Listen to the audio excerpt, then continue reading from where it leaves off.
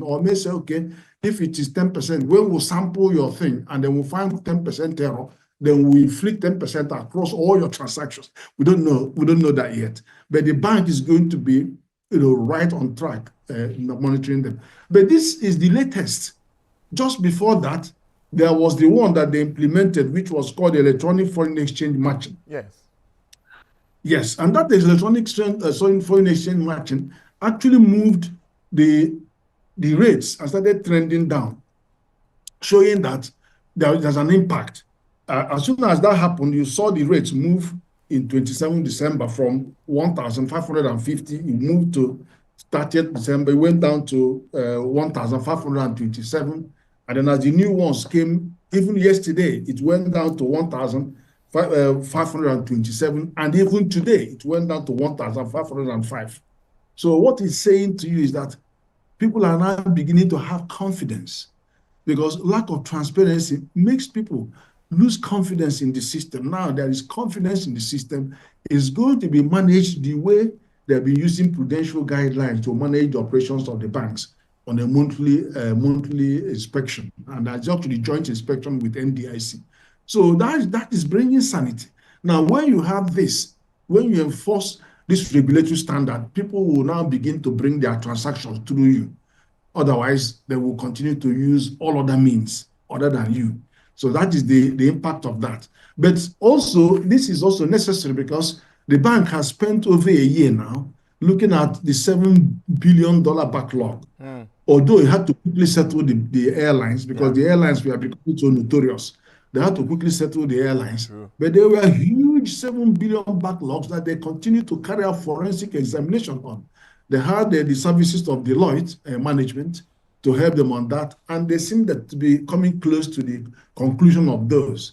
And I can even tell you that about $2.4 billion of those are frivolous claims, which they don't think are going to be valid or going to pass through. So that's the early result that they are seeing. So what do we have? We have a regime of unethical practices. We have a regime of illegal transactions, and some of them pose so much problem. Some of them are criminal in nature, but then the bank needed to sort that out and then provide a new framework going forward on how to have a serious regulatory stance. Prof, it's good to start this conversation with this in-depth analysis into what has played out in recent times. But two things moving forward here that would shape, of course, decisions of the Apex Bank moving forward. One is inflation, and it's also this volatility and, of course, this exchange rate issues that we are talking about. Now, with this sign of a bit of stability, looking forward as we move on, we expect a meeting sometime in February. Do you think that the Apex Bank might now start to change its operating model that's talking about interest rates? You know that has been one issue that everyone has talked about, particularly its impact on the rail sector. Do you think that this move, this level of stability we start to see, would shape in decisions moving forward? Well, what we have to see, you take it one at a time. First of all, the purpose of this, of having an effective management oversight and risk-based approach, is to actually maintain integrity and transparency, and then ultimately enhance Forex liquidity. So transparency, enhancing Forex liquidity, and guiding the market players. There are a lot of people there in that marketplace, guiding them in a very sensible and appropriate and to see how efficient that market can be. That market, if it's very efficient, can actually encourage more inflow of dollars. And then that means that could attenuate inflation, because after all, when you have more influx of dollar, it tends to push down the rates. And the bring down the rates means that what we are importing into the country would be a bit cheaper than, less expensive as they were. And you know that whatever you bring in, push inflation, foreign inflow of inflation, straight away goes straight to the consumer. So, we know that. So that is one way in which it could attenuate inflation. And then, of course, the bank has to cautiously watch how quickly we can move on this. Don't forget that we have stagflation in this country, which is the most complicated form of inflation.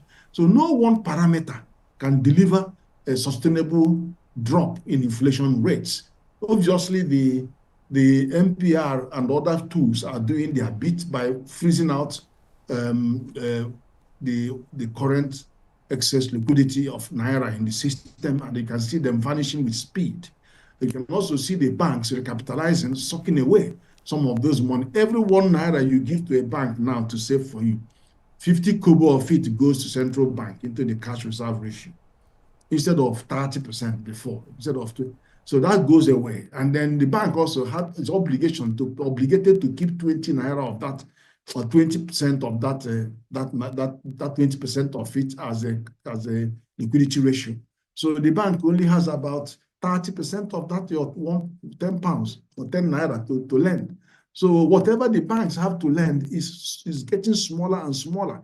And that also makes their own lending more expensive, because what happens is that the spread between the deposit rate they give to depositors and the interest rate they charge to people who are borrowing from them is called the spread. That spread continues to widen as you continue to meet the cash available to the banks to lend. So that's what you see. But of course, you have furious sales of government securities, like you have bonds and you have treasury bills. You have all kinds of and open market operations. They're all selling and then mopping up cash from the system. So to some extent now, people are beginning to feel that crunch, that, oh, there isn't much cash around anymore to play around. That will have impact on inflation.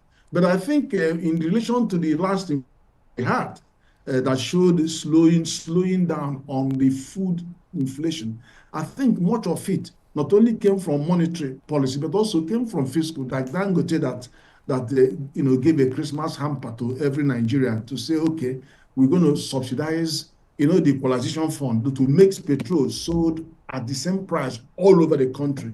Means that somebody had to pick up that bill of the transportation and all that to guarantee those prices. So for him to have that 970 Naira all over the country cost this man well over $10 billion. Over 10 billion Naira.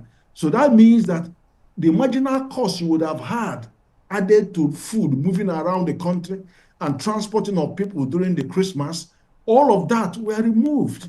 So you could see that the month-to-month inflation, especially in the food price, didn't underperformed. So it went down. So I think we ought to thank Dangote for that, to be honest with you. But those are the things. And we will hope, a bit early, we will hope that this will temper inflation to some extent. But whether it's going to make the Monetary Policy Committee slow things down or reduce the hike is another story. But for sure, I don't think that they would want to drop the monetary policy rate. It's too early for them to drop the monetary policy rate. They might stay, or they might have a smaller increase. So it's more likely that it could be a small increase, but or stay. Don't forget that you're still driving foreign portfolio investment with those hikes, because the hikes, the part of the cost of the hike is the differential between the monetary policy rate and the inflation. Inflation is what all this 30-something, and then the monetary policy. So as long as you continue to have that gap, you have a negative real interest rate. So the tendency is to continue to hike until inflation coming down and hiking coming, you will see some kind of equilibrium. Then they will be tempted to start bringing things down. So it's a bit early to expect them to start bringing it down. That's my view. Okay, finally, on this part of the show today, before I let you go, Prof, President Donald Trump has come up with a series of policies, and one of it is to drill, and we know what that might mean for the crude oil market. Of course, that's also something that has to do with the FX, because, of course, oil is sold in dollars. So do you see any of the impact of these new policies? Do you see it impacting the market negatively that might also affect the foreign exchange space? Well, drill, baby, drill means America is, and he did it in his first term.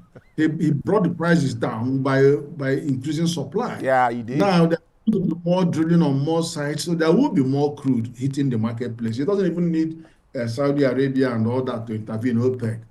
That alone will bring down the price of crude, without a doubt.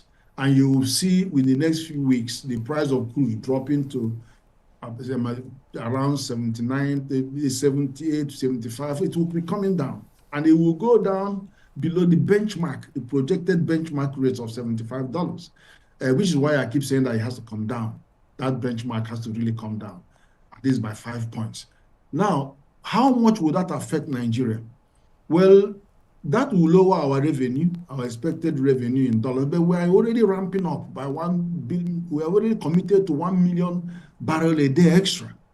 So, and we have a very, very, very good output last year. I think about last month it was about 1.5. So we are ramping up. So what we will lose by price, we could gain by volume. As long as they do something about this benchmark rate, because the benchmark rate will just wipe away what could have been an accretion to our excess crude account and consequently to the foreign reserves. And also, I still fail to say that some of these measures are actually increasing the reserves. You can see the reserves going to over 40 billion now, 40.68 billion. And it's good news. So it's likely to continue to increase. And also, you've got the governor also mentioning that more is expected on foreign remittances. You've seen that, the figure of 31.8 trillion naira in diaspora remittances. So all of those will be telling a story that we are finally beginning to wrestle down the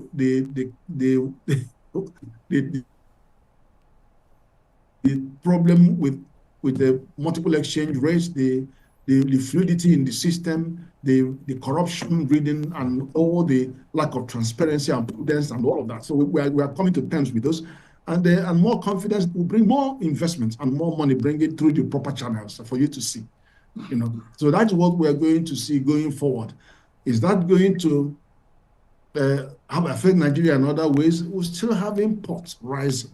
The adult appetite is rising to import more. So you still see growth in imports, which means more and more pressure on dollar. So if we ramp up production, then that will help.